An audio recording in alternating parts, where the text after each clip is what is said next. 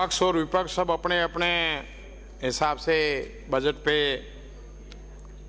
किसने क्या किया बता रहे थे। मैं इस मौके पे निवेदन करना चाहूँगा, देश को आज़ाद हुए 75 वर्ष हो चुके हैं और राजस्थान की देश की आज़ादी से पहले जो स्थिति थी वो किसी से सानी नहीं है। और कांग्रेस अभी यहाँ राजस्थान में भाजपा और कांग्रेस दो ही पार्टी अधिकतर रही है जो शासन में रही। देश को आज़ाद कराने के लिए 65 वर्ष जो संघर्ष किया उसमें शायद जो विपक्ष सामने विराजमान है उनका करीब करीब रोल नगण्य रहा। और इसी पार्टी के कांग्रेस पार्टी के ही 4-5 पीढ़ी पहले सभी धर्मों और सभी वर्ग के लोगों ने संघर्ष करके आज़ाद कराया। और आज़ादी के बाद का जो ये 75 वर्ष का जो सफ़र है, इस सफ़र में शुरुआती जब देश आज़ाद हुआ राजस्थान की जो स्थिति थी और जिन कामों की आवश्यकताएं थी वो 47 से लेके जब 51 में सरकार बनी और 77 तक 27-28 वर्ष तक सिर्फ एंड सिर्फ कांग्रेस का ही राज रहा। उन परिस्थितियों में जो 5-7% ही लोग स्टेट में ऐसे थे जिनको राज का स्वाद क्या है पता था। बाकी 90-92% लोगों को, चाहे किसी भी वर्ग के हो, किसी भी जाति को, किसी धर्म को, उनको राज का क्या स्वाद होता है, खारा मीठा, किसी को पता नहीं था। तो उस बुरे हालत में जो पूरे इंडिया में और राजस्थान में भी 27-28 वर्ष में, राजस्थान में तो कांग्रेस ने राज किया, यहाँ तक लाए। उसके बाद में इस 75 वर्ष में 20 वर्ष भाजपा का राज रहा, 55 वर्ष कांग्रेस का रहा। 15वीं सरकार है। 14 सरकारें जो पहले बनी उसमें चाहे किसी भी सरकार हो, भाजपा की हो या कांग्रेस की हो, इस 5 वर्ष में जो विपरीत परिस्थितियां आई ऐसी पिछली 14 सरकारों में नहीं आई। पहले चाहे स्टेट में कांग्रेस की सरकार रहो या भाजपा की रहो, सेंटर में कांग्रेस या गैर कांग्रेस की रहो, कभी भी इस प्रकार का भाव नहीं था। जो भी फंड्स का एलोकेशन होता था वो किसी भी स्टेट की हिली स्टेशन है या डेजर्ट स्टेशन है या वो विकास दर उसकी कहाँ तक है, उस ढंग से फंड्स का बंटवारा होता था। राजस्थान स्टेट में चाहे राज बीजेपी का रहा या कांग्रेस का रहा, इस 15वीं सरकार से पहले राजस्थान में जो सेंटर से पैसा आता था तो उसमें अधिकतर योजनाओं में अधिकतम पेयजल की बहुत समस्याएं थी। तो पेयजल में 90% शेयर सेंट्रल गवर्नमेंट का था, स्टेट को मात्र 10% ही लगाना पड़ता था। और कई योजनाओं में 60% से अधिक शेयर सेंटर का था, स्टेट का 40-35 और मिनिमम 10% था। उन परिस्थितियों में राजस्थान स्टेट में अभी भी जो रिसोर्सेज है और वो जो काम किया जाना है वो इतने रिसोर्सेज नहीं है जो अपन कम पीरियड में राजस्थान को उस स्टेज पे ले जावे। तो इस 15वीं सरकार में सेंटर ने एकदम ब्रेक लगा दिए।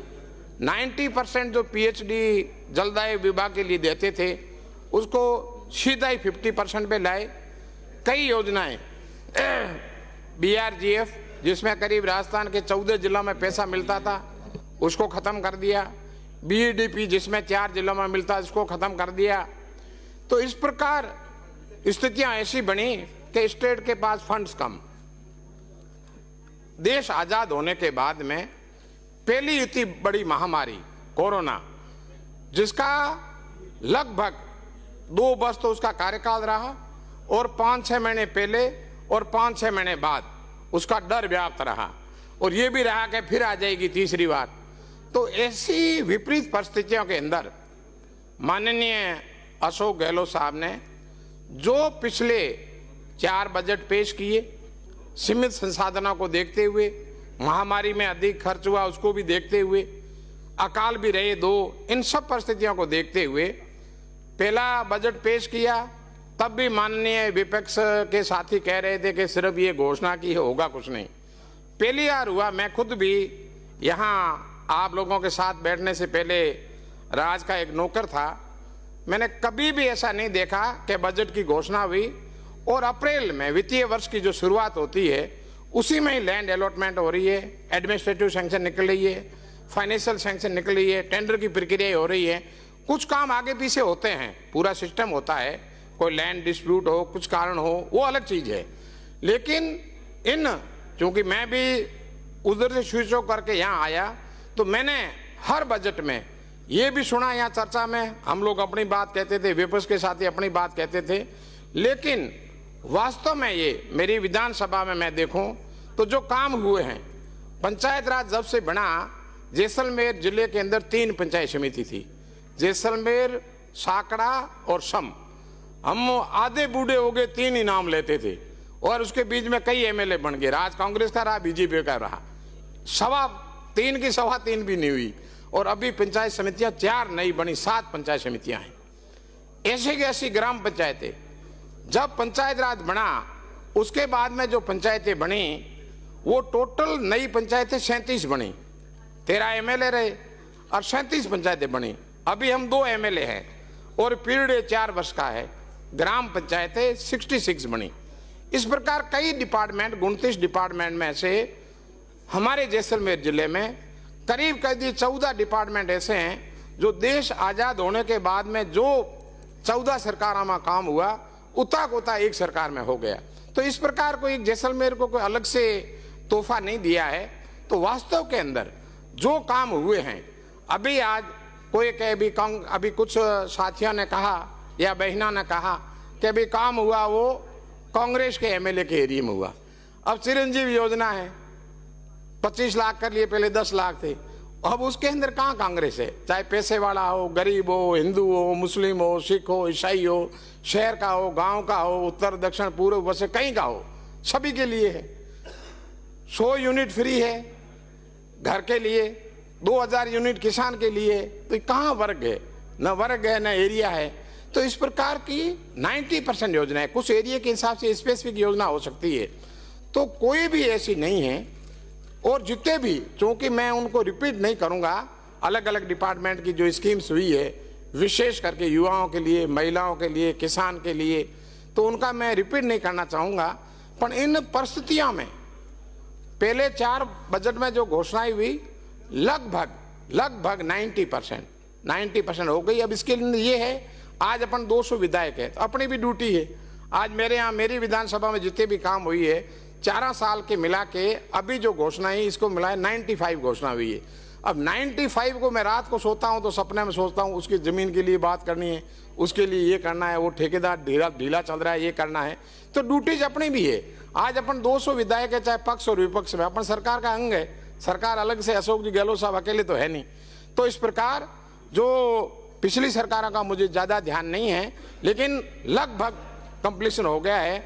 और अभी भी जो बजट की घोषणा हुई है 10 फरवरी को, और संबंधित प्रिंसिपल सेक्रेटरीज वगैरह को माननीय मुख्यमंत्री जी ने, क्योंकि मैं भी अफसर रहा हूं तो मैं भी जाते हैं उनसे बात करता हूं कि हाँ इसका हम ये कर रहे हैं, इसका ये कर रहे हैं। तो अभी प्रक्रियाएं शुरू हो गई है। आज टाइम भले कम हो लेकिन अपन सब मिल के करेंगे और ये घोषणाएं उसी ढंग से की गई है। जो भी घाटा नफा वो सब बजट में आ गया अपन ही पास करेंगे। तो वो अपने पास जो संसाधन उपलब्ध है उसी के ढंग से घोषणाएं की गई है और अपन सब लगेंगे। आगे राज किसका आएगा वो जनता को तय करना है, वो फील्ड में जाएंगे। और वो मैं आप सबसे निवेदन करना चाहता हूं कि वास्तव में पिछले 25-30 वर्ष से हम लोग भी देख रहे हैं, किसका भी राज हो, 1 वर्ष पहले लोग हर गांव और ढाणी में सीधे कहते हैं अब की बार तो यहाँ न बदलना है, अब की बार। अब महीने तो 7-8 रहे हैं, पूरे राजस्थान में मैं भी जाता हूँ, कहीं भी ये नहीं है भी इनको बदलना है। अब कौन आएगा? जनता होशियार है, अपने आप वो जब वोट होंगे तो बता देगी। तो मेरा ये निवेदन है कि ये जो बजट वर्तमान में जो स्टेट की परिस्थिति है डिपार्टमेंट वाइज और अपने पास जो संसाधन उपलब्ध है उनको देखते हुए समावेश करके और बहुत बढ़िया बजट माननीय मुख्यमंत्री जी ने दिया है। और जो माननीय विधायक महोदय अपनी अपनी बात कह रही है, तो अभी भी कई गुंजाइश है, 2 बार और भी होगा तो कमी बेसी है तो उसमें और होगी। अपन को सबको मिलके आगे जो भी राज आवे, कोई काम अधूरे रहेंगे राज आएगा वो पूरा करा देगा, तो अपन को मिलके इसको आगे बढ़ाना चाहिए। मैं कुछ एक सुझाव स्टेट लेवल के और कुछ एक मेरे जिले के देना चाहूँगा।